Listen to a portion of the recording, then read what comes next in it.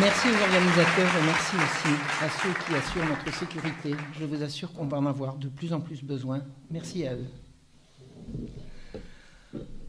Vous avez entendu parler du Grand Saint-Antoine. Le Grand Saint-Antoine est ce navire qui a porté la peste à Marseille en 1720. Le Grand Saint-Antoine est parti de Sidon, dans l'actuel Liban, en janvier 1720. Il est passé par Tripoli, où on lui a délivré ce qu'on appelait une patente nette, c'est-à-dire un certificat délivré par les autorités à terre disant que, à un instant T où est délivré le certificat, il n'y a pas de soupçon de peste à bord. Le Grand Saint-Antoine fait son périple et déplore quelques morts à bord. Le capitaine Chateau, A-U-D, C-H-A-T-A-U-D, s'isole à la poupe. Quand le capitaine s'isole à la poupe, c'est qu'il craint la contagion, et la seule contagion qu'on puisse redouter, enfin pas la seule, mais l'essentiel qu'on puisse redouter, c'est qu'effectivement, il y ait la peste à bord.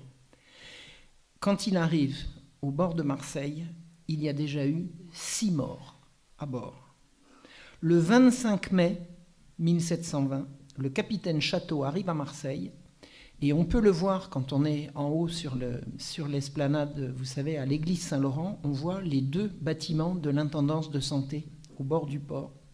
C'est là que le capitaine Chateau délivre, alors on y descend par une barque et il délivre, il n'y a pas de contact direct, on donne les documents, et il déclare qu'il a eu 6 morts, c'est-à-dire qu'il ne ment pas, et il fournit un certificat que lui ont donné les autorités du port de Livourne. Livourne, c'est en Italie.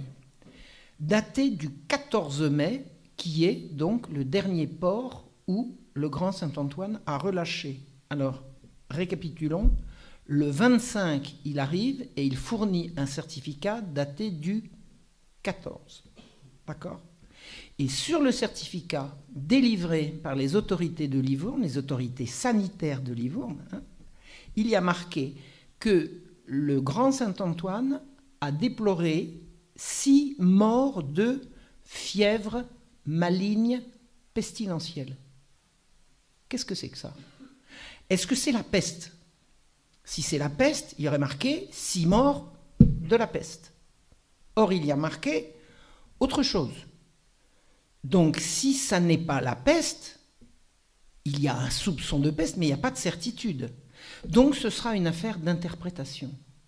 Le capitaine Chateau délivre à Marseille un certificat qui va être sujet à interprétation. Le capitaine Chateau n'a rien caché, il n'a rien à se reprocher. Il a juste délivré un certificat ambigu qu'il n'a pas lui-même rédigé. La moindre des choses, face à un tel soupçon, 6 morts, c'est énorme. C'était d'isoler le bateau, hommes et biens, pendant une quarantaine en mer. Et là, tout est fait pour ça à Marseille. Vous avez l'archipel du Frioul qui permet, enfin je veux dire, entre le Frioul et le Vieux-Port, les navires peuvent parfaitement être là, en contact avec la terre pour pouvoir se faire délivrer des provisions, mais sans contact physique. Marseille se prête tout à fait à ce genre de quarantaine. Mieux, non seulement il aurait fallu isoler le bateau et empêcher la population du bateau de débarquer, mais il aurait fallu, et ça c'était dans les façons de faire habituelles de la ville de Marseille, éventer toute la marchandise, c'est-à-dire la sortir des cales du bateau et la secouer au vent et à l'air. Parce qu'on ne savait pas à l'époque que c'était les puces qui portaient la peste, mais on savait, on appelait ça des miasmes, que si on secouait les soieries au vent et au soleil, on la débarrasserait de ces miasmes. Or, on ne l'a pas fait. Et pire, on a déchargé, on a apporté à terre les tissus précieux et on a isolé les autres. Imaginez-vous que les miasmes de la peste vont préférer se mettre dans des serpillères et éviter de se mettre dans des soieries précieuses. Comment les autorités sanitaires de Marseille ont-elles pu prendre une décision pareille ? C'est insensé. Ils ont finalement envoyé à terre dans le Lazaret c'était au nord de la Major, l'actuelle Joliette, c'était en fait une grande esplanade qui servait de quarantaine à terre. C'est-à-dire qu'une fois qu'une quarantaine en mer avait été faite, on faisait faire une quarantaine à terre. On n'a pas fait faire de quarantaine en mer, mais on a fait faire une quarantaine à terre à tous les passagers. Or, le Lazaret, c'était le nom de ce vaste enclos, le Lazaret était une passoire. Et les autorités le savaient. Parce que les passagers qui quittaient les bateaux avaient réussi, parce que c'était la façon de faire, à obtenir des marchandises vendues par le bateau à des prix préférentiels, et ils ne pouvaient pas s'empêcher de faire du trafic, de passer par le Lazaret, et quand ils étaient au Lazaret, de donner la pièce aux gardes du Lazaret pour faire passer de la marchandise de contrebande.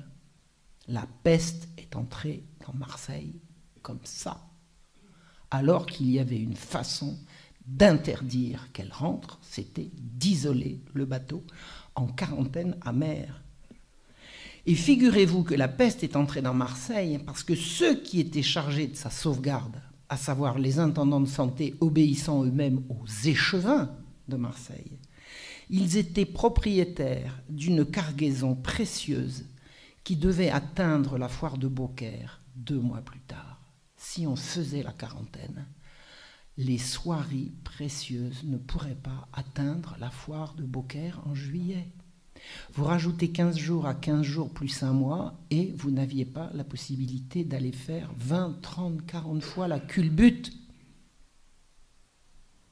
Les sommes en jeu étaient énormes, énormes. Le capitaine Château était copropriétaire du bateau, mais lui n'a rien à se reprocher, et dites-vous bien que personne ne lui a rien reproché. Il a passé toute la contagion en prison, c'est-à-dire isolé comme ça, il n'a pas attrapé la peste, et il en a été libéré dès la fin de la contagion. Mais ceux qui ont pris ces décisions insensées, à savoir les échevins de Marseille, étaient propriétaires de la cargaison et directement intéressés à faire le pari que fièvre maligne, pestilentielle, qui ne veut rien dire, ne voulait pas dire la peste. On a confié la sauvegarde de la ville à des gens qui avaient un intérêt sonnant et trébuchant à la mettre en danger. Il est bien évident qu'on ne va pas prétendre que ces gens-là ont su qu'ils allaient mener la peste. Ils ont fait les mauvais paris parce que l'appât du gain les a aveuglés. Maintenant, sachez qu'il est absolument certain que le bateau, le Grand Saint-Antoine, a bien quitté Livourne le 14 mai. Ça, c'est sûr. Mais ce qu'on ne dit pas et qui est certain, et c'est absolument avéré, je veux dire, des documents le prouvent, c'est qu'il était à Toulon le 4 mai. Toulon, c'est à quelques heures de navigation de Marseille, alors que Livourne, ça veut dire revenir sur ses pas. Le Grand Saint-Antoine était à Toulon le 4 mai et il a relâché au Brusque. Quand un bateau relâche, ça laisse des traces. À la capitainerie, ça laisse des traces. Donc, le Grand Saint-Antoine a relâché au Brusque le 4 mai et il est parti le 10 pour Livourne. Entre le 4 et le 10, que s'est-il passé? Les autorités de Marseille ont été prévenus de ce qui se passait à bord. Et ce sont eux qui ont donné l'ordre au Grand Saint-Antoine de rebrousser chemin et d'aller à Livourne pour y rapporter un certificat ambigu qui, permettant une interprétation, allait permettre de passer outre toutes les précautions nécessaires pour sauver la ville, pour éviter le malheur sur la ville. La responsabilité des autorités marseillaises est totale, absolument totale. Copropriétaire et armateur du bateau et de sa cargaison étaient le capitaine Château, Jean-Baptiste Estel, premier échevin, Jean-Baptiste Audimard et Balthazar Dieudé, échevins également. Ces 4 noms sont incontestablement ceux de gens responsables de l'introduction de la peste à Marseille. Je vous ai dit, le capitaine va passer toute la contagion en prison et les 3 autres vont devenir des héros, comme vous ne pouvez pas vous imaginer à quel point.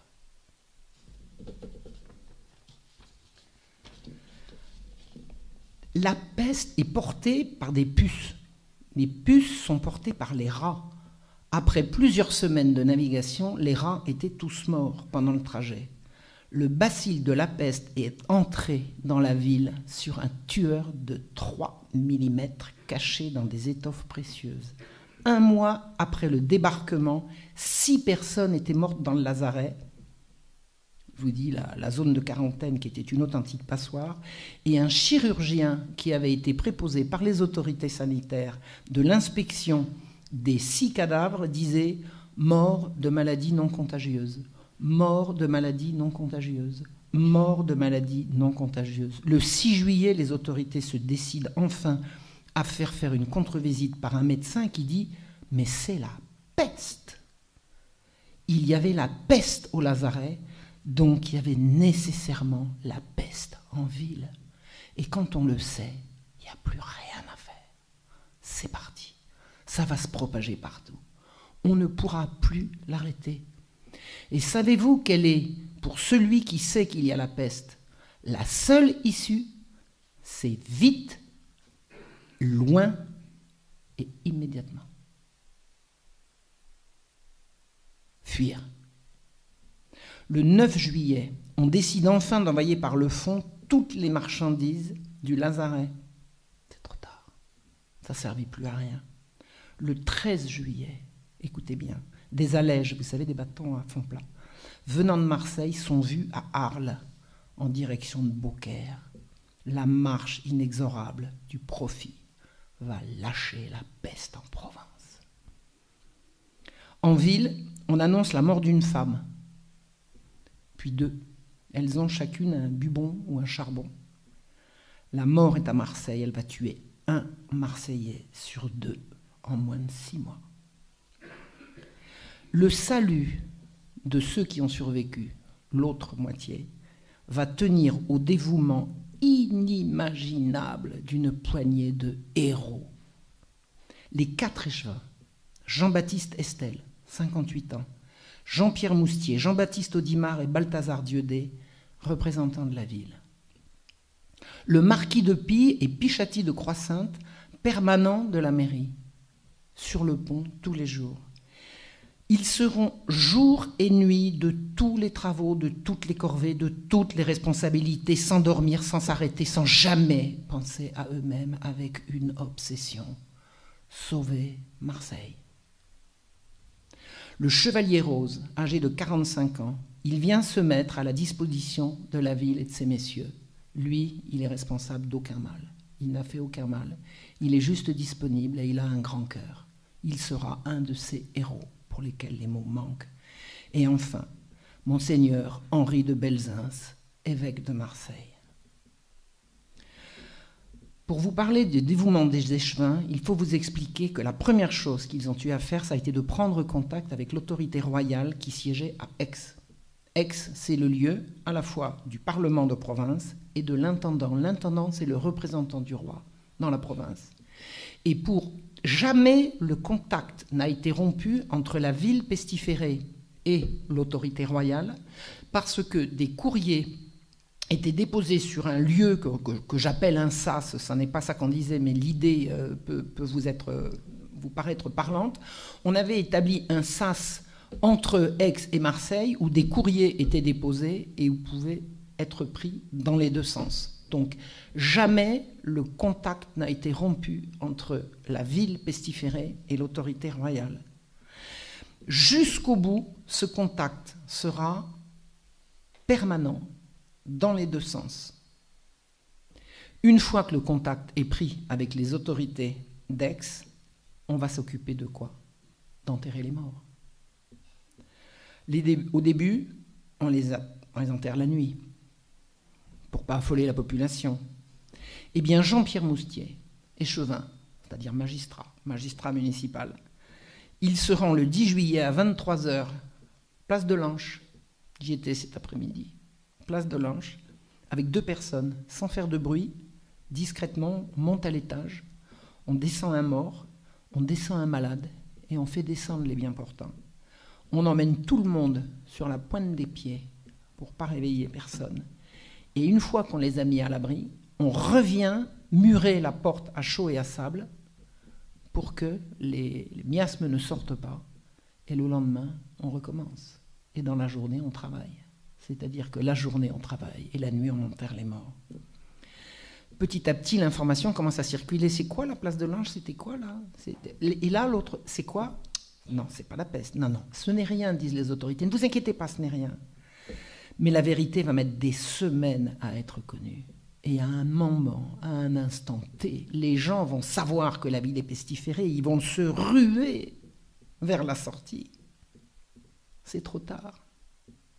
Le 31 juillet, la ville est bouclée. Les autorités d'Aix ont mis l'armée autour de Marseille. Plus personne ne peut sortir. Tous ceux qui sont à l'intérieur sont piégés. Ils ne sortiront plus. La peste est à Marseille. La seule chance de s'en sortir, c'est de mettre des kilomètres entre soi et le bacille, qu'on ne connaît pas comme bacille, hein, entre soi et le mal. Et c'est terminé. Il n'y a plus aucune issue. Les gens qui sont là vont mourir ou pas. Allez savoir. Quand ils ne courent pas partout pour localiser les malades et faire enlever les morts, écrire à l'intendant, répondre au courrier, les échevins font les comptes. Il n'y a plus d'argent en caisse, sauf des maudits billets. Vous savez, les billets de banque inventés par un certain Law, John Law, celui qui a convaincu le régent de transformer l'économie de l'époque en économie sur du papier. Les billets, précisément en 1720, n'ont plus aucune valeur, les gens n'ont plus confiance, et tout ce qui reste dans les caisses de la ville de Marseille, c'est des billets dont plus personne ne veut. On n'a plus de blé, on n'a plus de viande. Tout le monde s'enfuit. Alors, quand on ne peut pas sortir de Marseille, mais Marseille est bouclé sur ce qu'on appelle son terroir, c'est-à-dire le Grand Marseille d'aujourd'hui. À l'époque, la ville de Marseille, c'est l'équivalent du Panier et du quartier à peu près de Saint-Ferréol de la Rive-Neuve, et tout le reste, c'est ce qu'on appelle le terroir. Donc, Marseille est bouclé au niveau de son terroir. Le terroir, c'est 1000 bastides, c'est les cigales, les sources, c'est la campagne. Mais c'est la campagne qui appartient aux habitants de Marseille. Donc, les habitants de Marseille se ruent vers le terroir et y apportent la peste, bien évidemment. Donc, tout le monde s'enfuit, y compris vers le terroir. Donc, les échevins donnent des ordres que plus personne n'est là pour appliquer. Jamais ils ne baisseront les bras. Jamais. 2 médecins viennent voir les échevins et proposent de faire des grands feux dans la rue, vous savez, pour brûler les corpuscules infects. Alors on va faire des grands feux, et les corpuscules infects vont se précipiter vers les grands feux, et on va comme ça libérer la ville des corpuscules infects qui s'appellent la peste. Et pour faire ces grands feux, ils délestent la ville de tout le bois dont on aurait besoin pour cuire du pain. On rassemble les médecins disponibles et on leur annonce que dorénavant, ils sont au service de la municipalité, qu'on les paiera et on leur interdit de faire payer les malades. Les médecins sont réquisitionnés pour faire de la médecine gratuite pour les malades, pas gratuite pour la mairie. Elle fait des comptes et elle paiera. On fournit aux médecins des grands sarraux de toile cirée qui les prémuniront. Alors, ils ne savaient pas, c'était empirique, pourquoi les sarraux de toile cirée les prémunissaient contre la peste. Parce qu'on ne savait pas que la peste était portée par les puces. Et une puce qui vous saute sur les chausses, elle va grimper des chausses à la jambe. Donc, elle va vous piquer. Une puce qui saute sur une toile cirée, elle ne s'accroche pas, elle retombe. Et c'est comme ça que ces gens ont été prémunis. On ne pouvait pas mettre des toiles cirées sur toute la population, et encore, je vous dis, c'était tout à fait empirique, on ne savait pas que c'est comme ça que ça fonctionnait. Une fois qu'elle a fourni des sarraux de toile cirée et dit aux médecins qu'on leur interdit de faire payer les malades, on ne plaisante pas avec ces choses-là. La mairie lance un emprunt pour remplir les caisses. Quand on n'a plus d'argent, qu'est-ce qu'on fait? On en appelle non pas à la générosité, parce qu'un emprunt, ça se rembourse, mais on en appelle à la participation publique. Elle nomme des commissaires par quartier, on divise la ville en quartiers, on nomme des commissaires pour assurer l'ordre et la distribution de pain. Et on fait venir du grain de l'extérieur. On demande à l'extérieur, c'est-à-dire à Aix ou à l'autorité royale, de faire venir du grain par un sas arrangé de la même manière pour que le blé puisse rentrer. Et on ferme toutes les écoles. Toutes les écoles sont fermées. Vous ne saviez pas qu'il y avait des écoles partout à l'époque. De temps en temps, il faut des historiens pour vous le dire. Il y a vraiment des gens qui croient que c'est la République qui a inventé l'école. Il y avait des écoles partout. Et on ferme les écoles. Eh bien, une fois qu'ils ont pris toutes ces précautions, qu'est-ce qu'ils vont arriver, les échevins? Ils vont arriver des soldats en garnison au fort de Saint-Jean. Ils leur disent, dites donc, si vous ne nous donnez pas du pain, on ira le chercher. Et ils montrent les poings, les sabres et les mousquets. Vous savez ce qu'il répond, Jean-Pierre Moustier? Il dit, d'accord, mettez-vous à la tête de vos soldats et moi de mes bourgeois, et nous verrons. Et il les congédie. Les soldats ont reculé tout penauds et ils ne sont plus jamais venus importuner la municipalité. Ils ont fait comme les autres, ils ont attendu leur tour. Quand le blé est finalement arrivé, on en a fixé le taux et il a été interdit de le vendre plus cher sous aucun prétexte. Ça s'appelle la taxation, j'en parle souvent. On taxe le blé, c'est-à-dire que les autorités décident pour le bien commun d'en fixer le taux taxation maximum et il est interdit de le vendre plus cher. Et on commence à évacuer les morts en plein jour. Maintenant qu'on sait que c'est la peste, on ne se cache plus. On les met dans des charrettes, on les met dans des petites charrettes, puis des charrettes plus grandes. Et puis petit à petit, on fait venir des tombereaux. Au début, on les met dans des fosses, dans des tombes, puis après on les met dans des fosses. Puis à un moment donné, les fosses débordent. On ouvre où on peut des hôpitaux pour accueillir les malades. En 2 jours, ils sont pleins et en 24 heures, les gens sont morts. On nomme le chevalier Rose, Nicolas Rose, responsable de la secteur de la Villeneuve, c'est-à-dire la rive sud du Vieux-Port. Et le chevalier Rose ouvre à ses dépens, c'est-à-dire qu'il,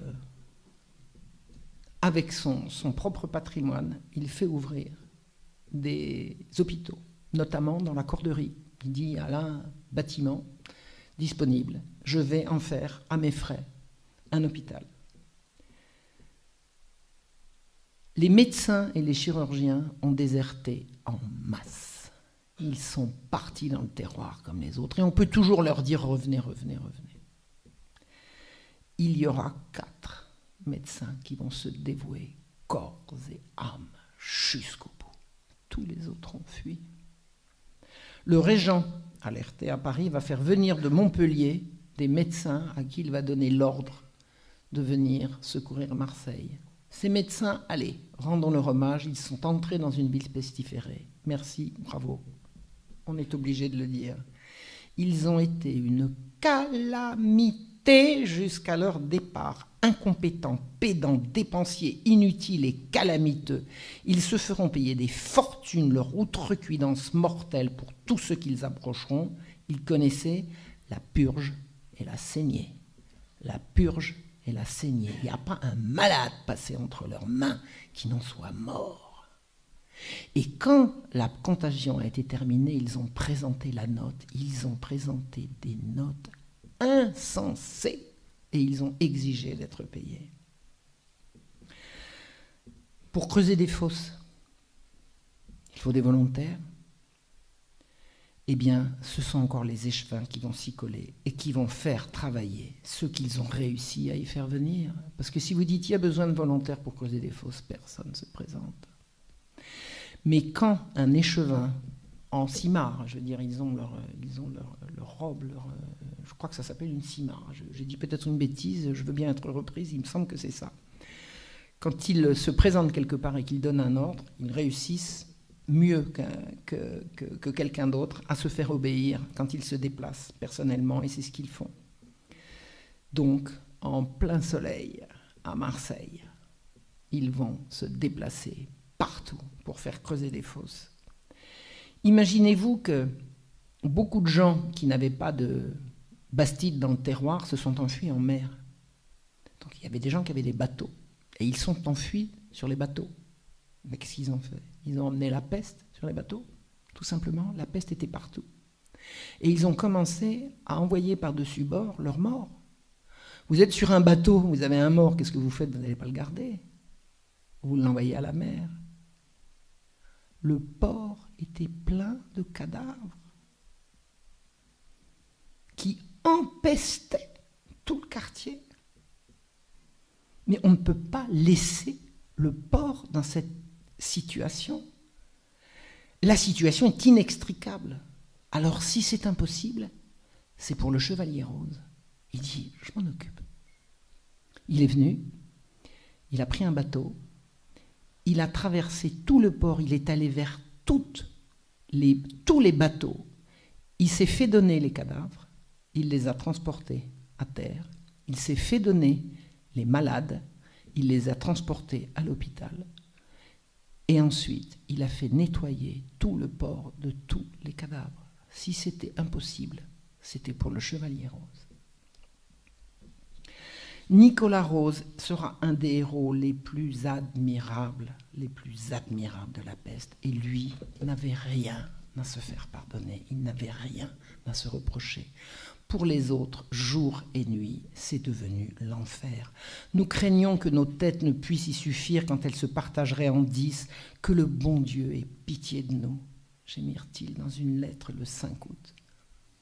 Veut-on une preuve de leur total désintéressement? Le marquis de Pille, dont je vous ai dit qu'il était un des permanents de la mairie, a laissé s'établir le principal hôpital à 4 pas de son domicile. Il n'est pas allé le faire mettre ailleurs. Jean-Baptiste Estelle a été vu marchant dans les rues de la ville au transport des cadavres.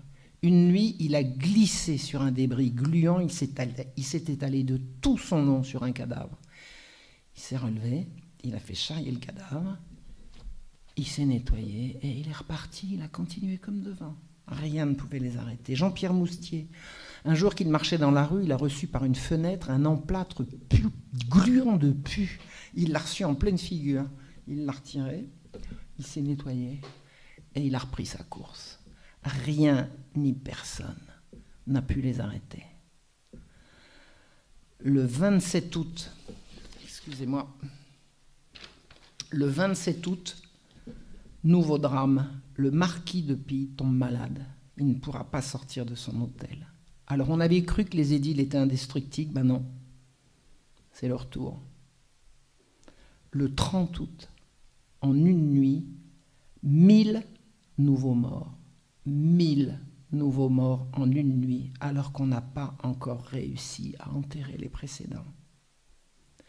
On est allé chercher des forçats à l'arsenal des galères. Ils sont tous morts. On y est retourné. Ils sont de nouveau tous morts. L'arsenal des galères a dit non. On ne donnera plus de galériens. C'est fini maintenant. Débrouillez-vous sans nous. Donc qu'est-ce qu'on va faire? On n'a personne pour creuser des fosses. On a 1000 cadavres par jour. Dieu nous vienne en aide. Qu'allons-nous devenir?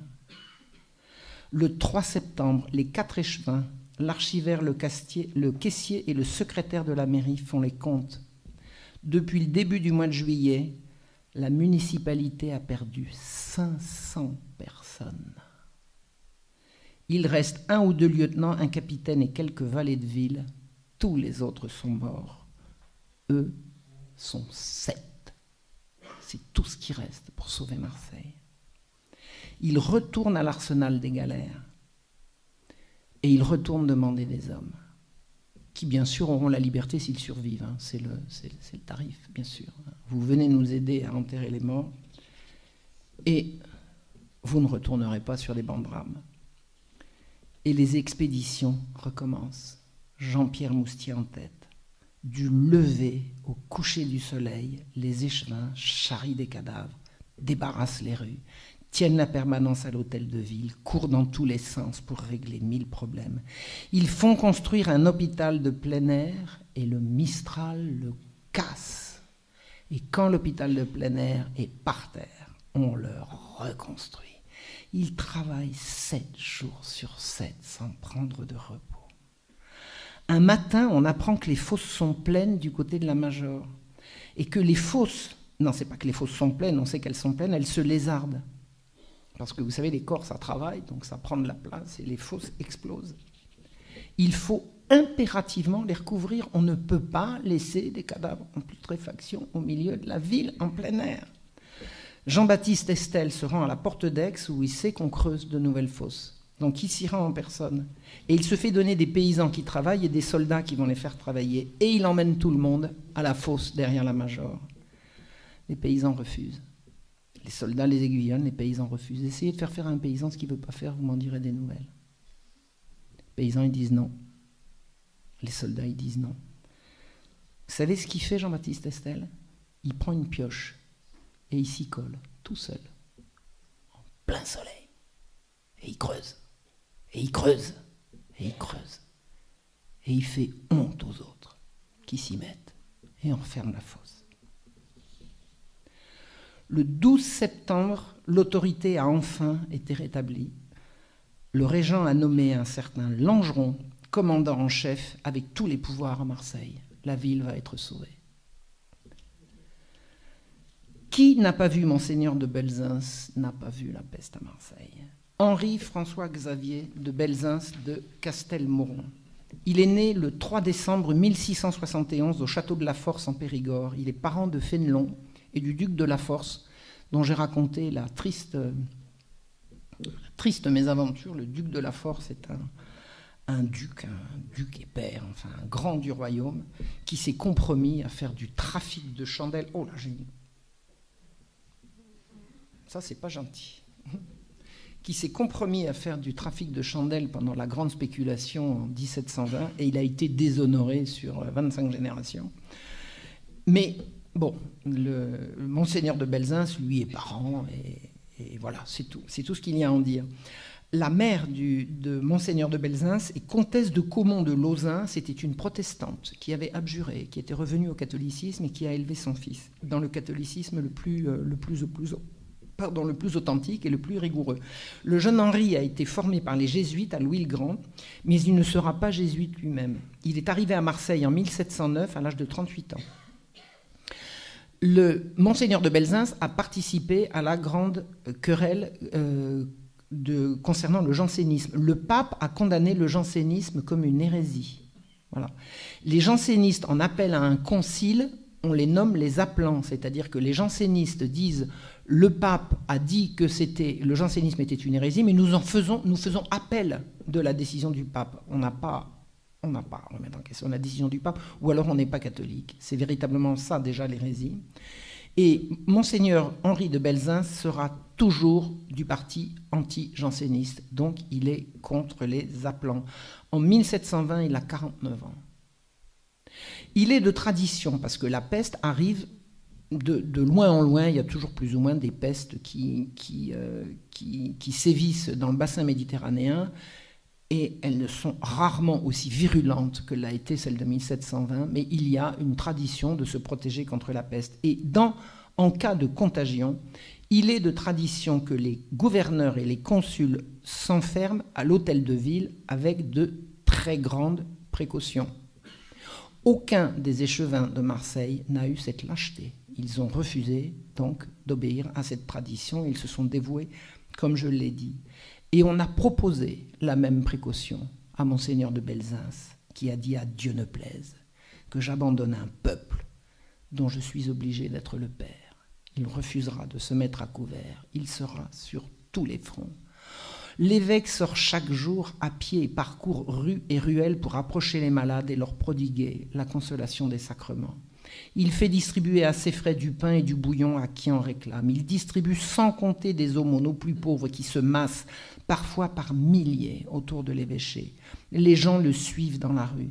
Il envoie ses proches visiter ceux qu'il n'a pas le temps de visiter lui-même et leur distribuer ses charités. Il vend quand il le peut ce qu'il a de précieux. Il contracte des emprunts onéreux. Il aliène les revenus de son évêché pour plusieurs années. Ses parents et amis lui feront parvenir à sa demande 10 000 livres, 300 000 euros en équivalent, par Lebray, qui est l'intendant, et il les distribue. Il distribue son argent dans les rues à la population en détresse. Il se nourrit quotidiennement de pain noir. Il n'acceptera le pain blanc qu'à la fin de la contagion. Tous les jours, il trouve encore le temps d'assister au conseil des échevins à l'hôtel de ville. Il passe ses journées à secourir les pestiférés et le soir, il va en réunion avec les échevins. Pourquoi ? Parce qu'il faut se coordonner. On ne fait pas la charité chacun de son côté. On s'organise, on fait les choses en commun pour faire bien. Et il se rend tous les soirs au conseil des échevins. Un jour, on lui signale au 4e étage d'un immeuble un misérable vieillard. Il y va. Il monte, il trouve un taudis ou un malheureux couvert de bubons et de croûtes à qui sa femme et ses enfants n'ont laissé qu'un quignon de pain et un verre d'eau. L'homme a le visage tourné vers le mur et Monseigneur se rend compte qu'il est collé au mur par le pus séché qui a fait une croûte avec l'enduit du mur.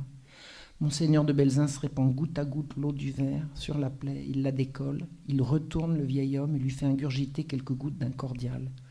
L'homme reviendra à lui, il reviendra de la peste, il sera sauvé, il témoignera. Une fois, une seule, on n'a pas vu Monseigneur de Belzunce aller à pied. Il était à pied tout le temps, sauf une fois.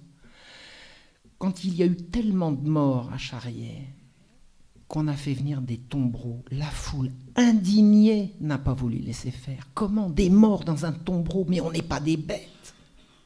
Et les gens se sont révoltés. Alors l'évêque est monté dans le tombereau pour montrer l'exemple. On n'a plus le choix. Il faut faire comme ça. Et il a écrit dans son testament qu'il a écrit à ce moment-là que si la mort le prenait, il demandait instamment à être jeté dans le premier tombereau qui passerait pour être jeté, comme les autres, à la fosse commune. Le 24 août, Monseigneur de Belzunce ferme la cathédrale et toutes les églises par mesure de sécurité. Vous doutez bien que les gens se précipitent dans les églises, mais ça devient des foyers d'infection, donc on ferme les églises. Les fidèles n'ont donc plus où aller prier, alors on va dire la messe, devant, dans des hôtels de fortune. Et jamais Monseigneur de Belzunce n'arrêtera, ne cessera de dire la messe dehors, devant les églises, dans des hôtels de fortune. Il publie un mandement pour demander pénitence et ordonner un jeûne et faire neuvaine à Saint-Roch. Saint-Roch, c'est le saint qu'on invoque en période de peste. La foule l'environne chaque jour et se plaint que personne ne veut porter l'extrême-onction rue de l'Escale. La rue de l'Escale, c'est la petite ruelle dans l'actuel Panier, d'où est partie la peste. La rue de l'Escale est tellement pestiférée que personne ne veut l'approcher. Aucun commissaire n'accepte seulement d'y mettre les pieds, et d'ailleurs la rue a été barricadée. Alors Monseigneur de Belzunce demande un surplis, et il y va en personne. Il se rend dans la rue de l'Escale. Le lendemain, un jésuite, le père Millet, se présente chez lui et lui demande d'être chargé de la rue de l'Escale. Monseigneur de Belzunce le lui accorde. Le jésuite Millet s'installe rue de l'Escale et le 28 août, il écrit à son évêque qu'il est atteint des premiers symptômes. Il lui dit adieu et il meurt de la peste. L'Église a payé un tribut énorme à la peste. Dès le début de septembre, des dizaines et des dizaines de religieux ont succombé à leur dévouement.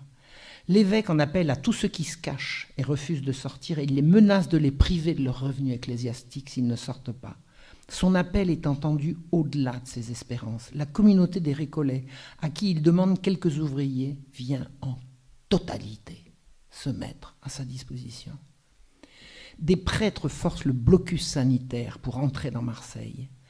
Guérin, le chanoine des Accoules, demeure seul chargé de l'église et du cloître. tous ses collègues ont fui, et bientôt il sera frappé à son tour, et il va tomber malade. Eh bien, il ne renoncera pas, et même affaibli, il va s'occuper de la paroisse de Saint-Laurent, vous savez, Saint-Laurent, près de l'esplanade de la Tourette, où l'infestation est à son comble, et où le curé et tous les prêtres sont morts. Il survivra. C'est là que le 16 septembre, à côté de l'église Saint-Laurent, sur l'esplanade de la Tourette, le chevalier rose va se distinguer encore. Il y a sur l'esplanade de la Tourette 2000 cadavres en décomposition, en état de putréfaction avancée qui empestent le quartier.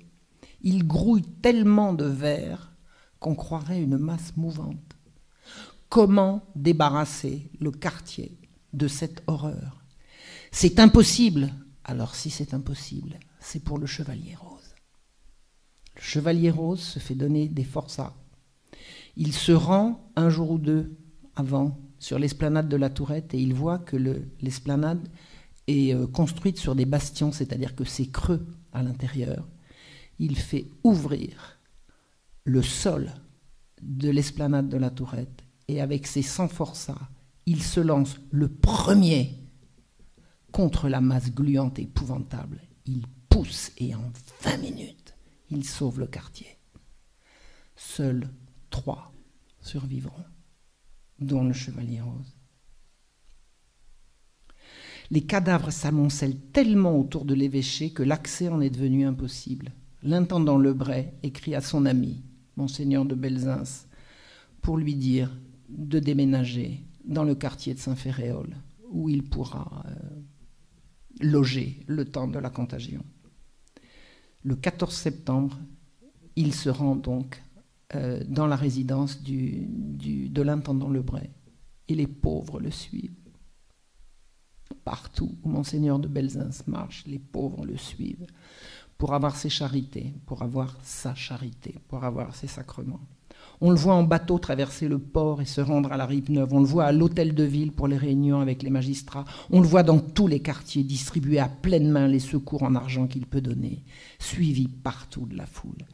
Tout le monde meurt autour de lui. Le 15 octobre, on le voit traverser la ville, tenez-vous bien, absolument seul pour aller prendre des nouvelles des malades de l'évêché.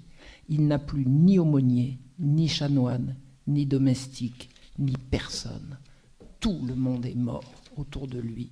Monseigneur de Belzunce traverse Marseille seul.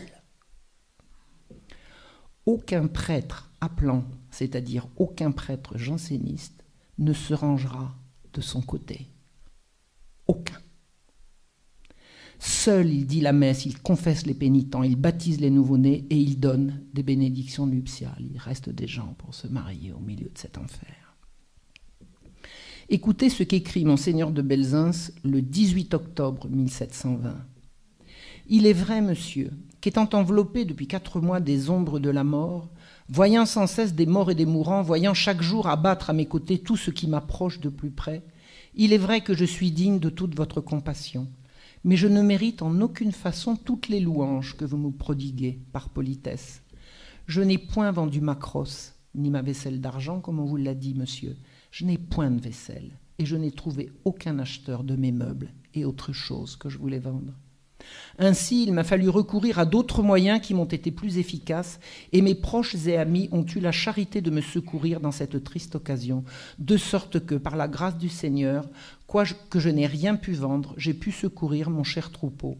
Trop heureux, si en me dépouillant et en périssant avec lui, je puis plaire au Seigneur et donner des marques de ma tendresse à un peuple dont j'en ai reçu de si solides et de si édifiantes dans les jours d'une tribulation qui m'était particulière.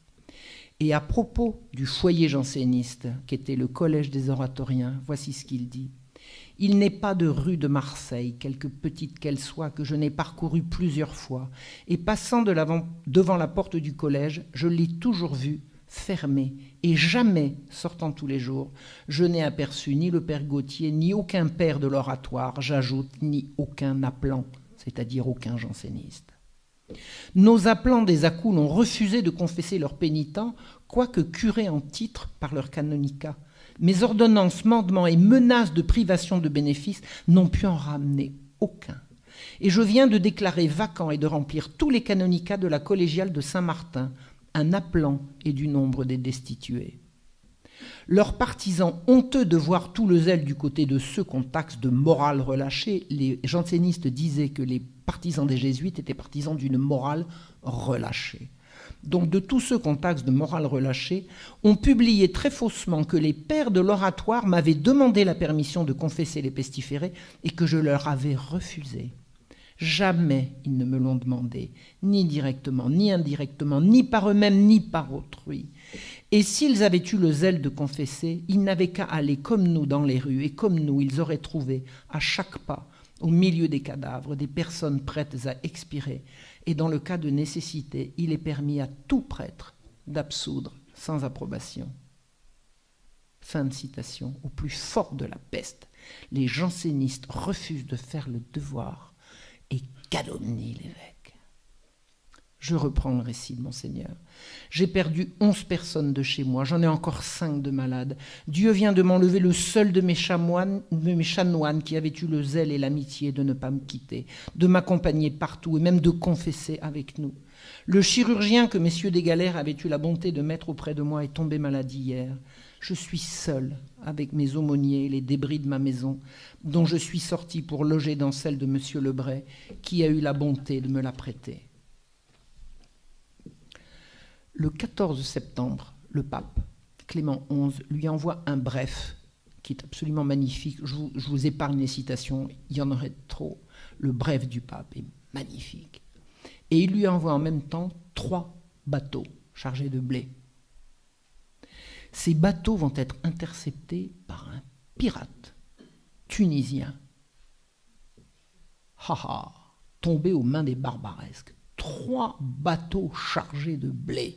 Le pactole. Savez-vous ce qu'a fait le pirate? Il a mis la main sur la tête du capitaine et lui a dit « Va, chrétien, accomplis ta loi, je ne suis plus ton ennemi. Dieu me punirait. » Et il a laissé repartir les bateaux. Le blé a atteint Marseille, il a été distribué par les autorités. À la demande des échevins, Monseigneur de Belzunce a fait une procession en l'honneur de Saint-Roch, saint méridional qui s'était distingué pendant la grande peste de 1348. Mais il a décidé de faire une amende honorable, solennelle au Sacré-Cœur et d'y consacrer sa personne, sa ville et son diocèse. Il s'y est offert en victime expiatoire de la colère divine. Vous voyez, Monseigneur de Belzunce, regardez la statue. C'est ça son amende honorable. Pensez-y quand vous penserez du côté de la Major. Le 1er novembre, fête de tous les saints, la peste avait déjà sérieusement régressé.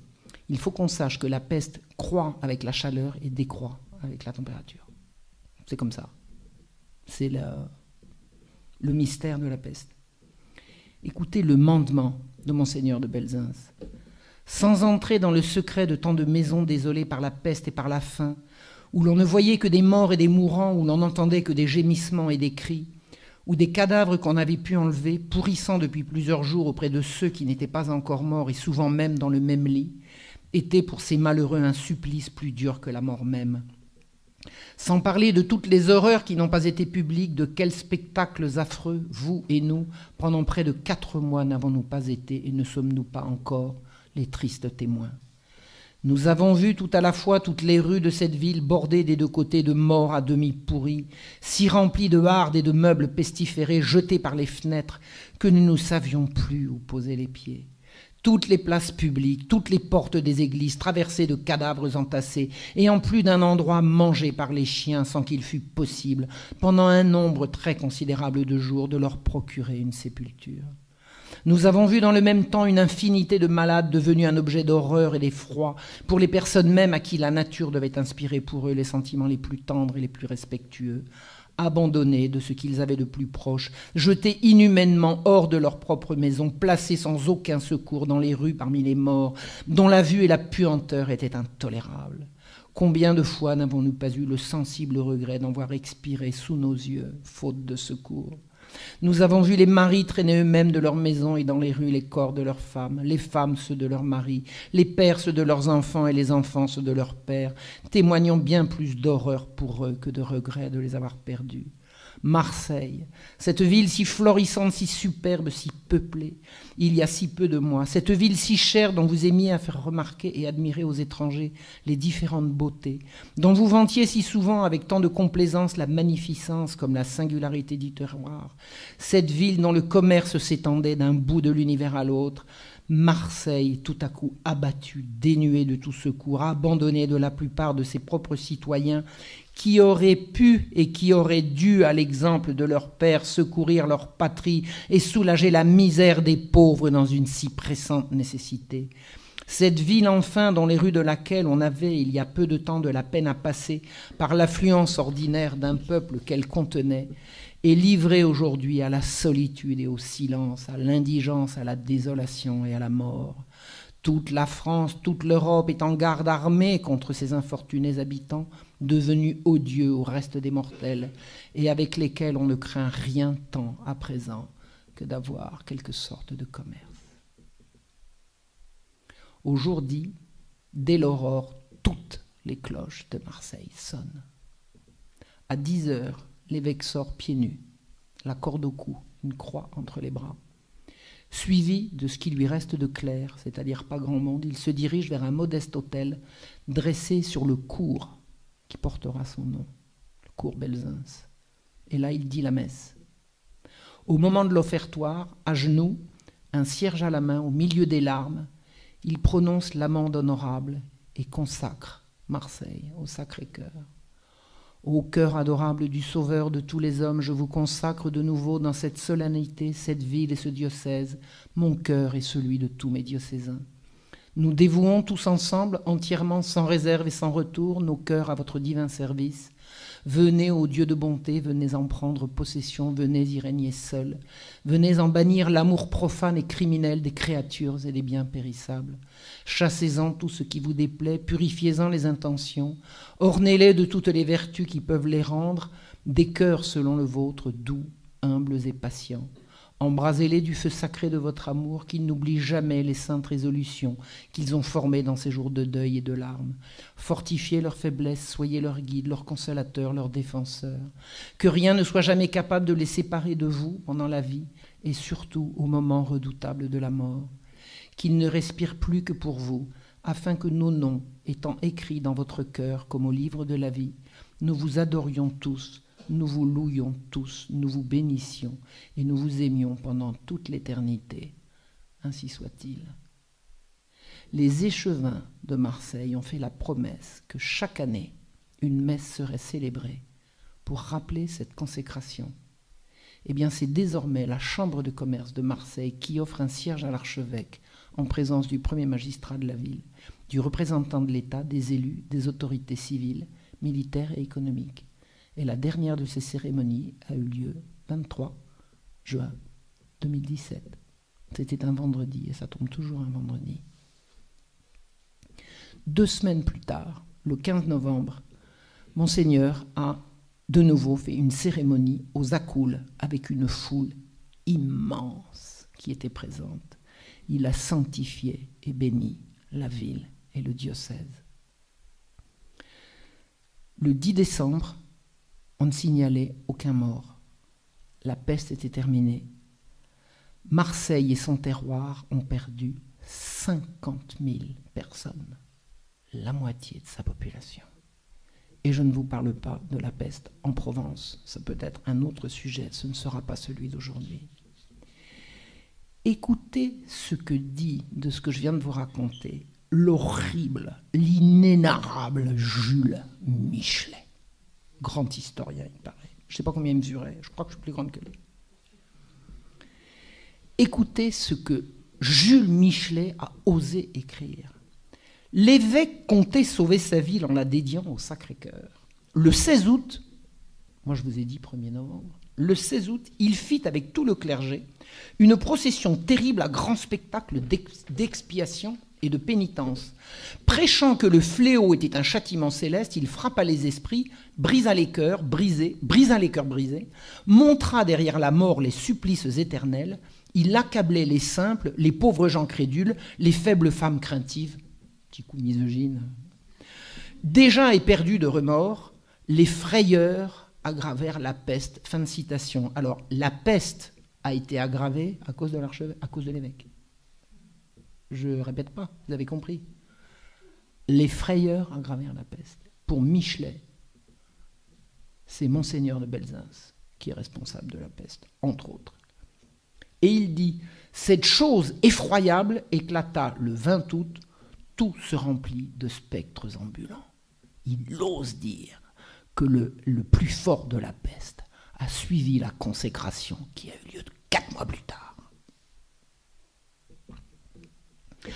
Ensuite, il parle de la cérémonie très émouvante qui a eu lieu aux Accoules, celle du 15 novembre. Écoutez ce que Michelet en dit. Cela piqua la peste.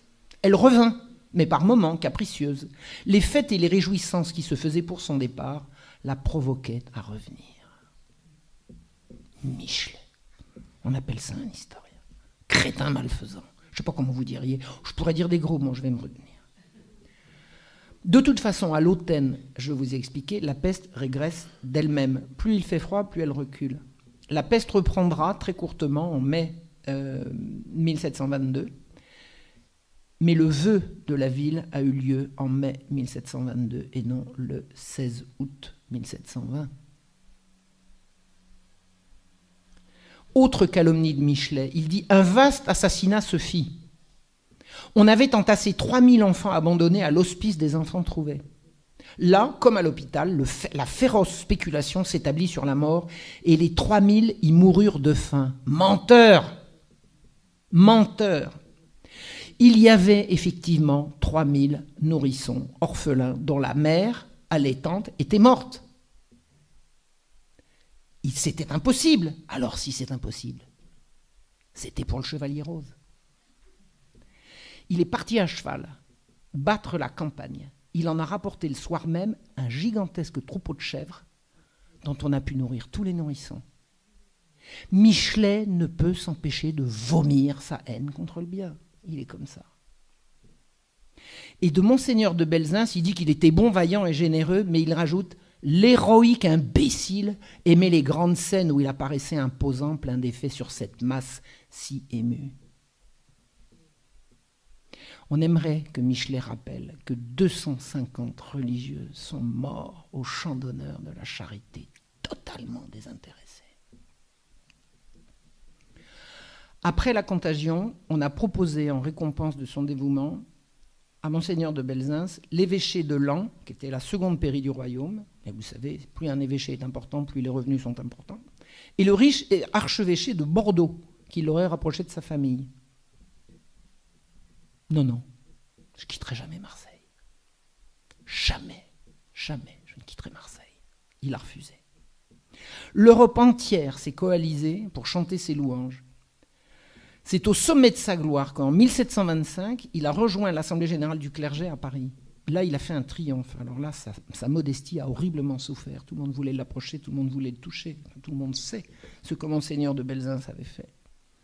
Et il est venu à l'Assemblée générale du clergé pour demander qu'elle abandonne au clergé provençal tout l'arriéré de la dîme qu'elle n'avait pas payée pendant la peste. Ça vous semble la moindre des choses, mais si personne n'est là pour le demander... Ah. Et il a fait, à l'occasion de cette demande, un discours qui raconte le dévouement de ses clercs. Écoutez ce que Monseigneur de Belzins a dit le 5 août 1725. « Alors, mes seigneurs, dans la profonde douleur dont mon cœur fut pénétré, j'eus l'inexprimable consolation de voir une très grande partie du clergé séculier et régulier de la ville et de la campagne voler à l'envi au secours de nos frères pestiférés, prodiguer leurs biens, emprunter même, après avoir donné tout ce qu'ils avaient pour le soulagement des pauvres dont le nombre était immense, courir sans cesse de tous côtés pour consoler les mourants et leur administrer tous les sacrements, comme s'il n'y eût rien à craindre pour eux. Plusieurs d'entre eux, ecclésiastiques et religieux, ayant échappé à la fureur de cette maladie, je les ai vus, mes seigneurs, n'étant qu'à demi guéris, soutenus par l'ardeur de leurs ailes, sortir de leur lit et appuyés sur des bâtons, se traîner avec peine dans les rues pour venir à mon secours, dans l'abandon général où je me trouvais alors, et m'aider à confesser les mourants au double péril de leur vie. Les rivières, même les plus rapides, furent de faibles obstacles aux ailes de quelques religieux de Provence qui, trouvant tous les passages fermés, traversèrent courageusement ces rivières à la nage pour venir me rejoindre et finir leur jour dans l'exercice de la plus héroïque charité. Exemple dont la mémoire devrait passer jusqu'à la postérité la plus reculée. Ils sont à présent dans la souffrance et dans l'impossibilité de payer leurs taxes. Nous vous conjurons, mes seigneurs, de ne pas augmenter nos peines en exigeant de nous des arrérages que nous sommes absolument hors d'état de payer. L'Assemblée générale a bien sûr exonéré les 6 diocèses et leur a alloué à chacun d'eux une gratification de 20 000 francs dont ils avaient bien besoin. Je vous ai dit que Monseigneur de Belzunce s'est caractérisé par son opposition au jansénisme. Vous avez vu comme surtout les jansénistes étaient opposés à son évidente et incommensurable charité. Eh bien, dans la querelle janséniste qui a secoué le siècle, Monseigneur de Belzunce a pris parti contre l'hérésie et pour l'acceptation de la bulle Unigenitus qui condamnait l'hérésie. Il était donc du parti du roi et du pape. Il a pris position fermement contre les singeries sordides du cimetière de Saint-Médard à Paris, où les jansénistes prétendaient faire passer pour des miracles des exhibitions absolument lubriques et abominables de gens qui se dénudaient. Enfin, c'était vraiment des séances de sadomasochisme absolument atroces. Et il a dénoncé, comme c'était son devoir de prélat, et il a fait son travail d'évêque en censurant des écrits contraires au dogme. Eh bien, figurez-vous qu'en 1752, au plus fort de la querelle janséniste, 1752, c'est longtemps après, 1720-1752, il a écrit au chancelier pour protester contre les interventions des juges dans les affaires de l'Église. Sa lettre a été interceptée par les juges et brûlée de la main du bourreau au pied du grand escalier du palais de justice le 7 juillet 1752. La haine des jansénistes contre le parti du pape était telle que Monseigneur de Belzunce, 30 ans après la peste, ne pouvait pas écrire à titre privé à un ministre. À 80 ans passés, il était toujours à Marseille, un jour un tabernacle a été forcé et les saintes espèces ont été profanées. C'était un sacrilège. Eh bien, en réparation du sacrilège, il a de nouveau organisé une procession au Saint-Sacrement dans la ville et il a suivi lui-même cette procession comme fera Monseigneur de la Motte à Amagna, pieds nus, la corde au cou et tenant une croix dans ses bras. Il avait 80 ans passés.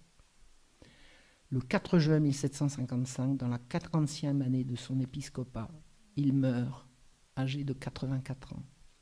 Et savez-vous ce que l'organe des jansénistes, les nouvelles ecclésiastiques, ont écrit à propos de sa mort? Écoutez bien. Les jésuites se tenaient dans la chambre du mourant et faisaient dire que les médecins lui avaient défendu de parler.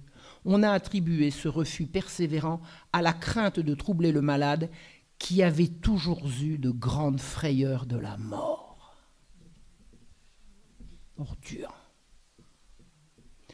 Monseigneur de Belzunce a vécu et est mort en saint et en héros. Souvenez-vous-en quand vous vous promenez du côté de la Major et que vous verrez cette très belle statue qui le montre, pieds nus, à corde au cou et les mains ouvertes en charité. Je vous remercie.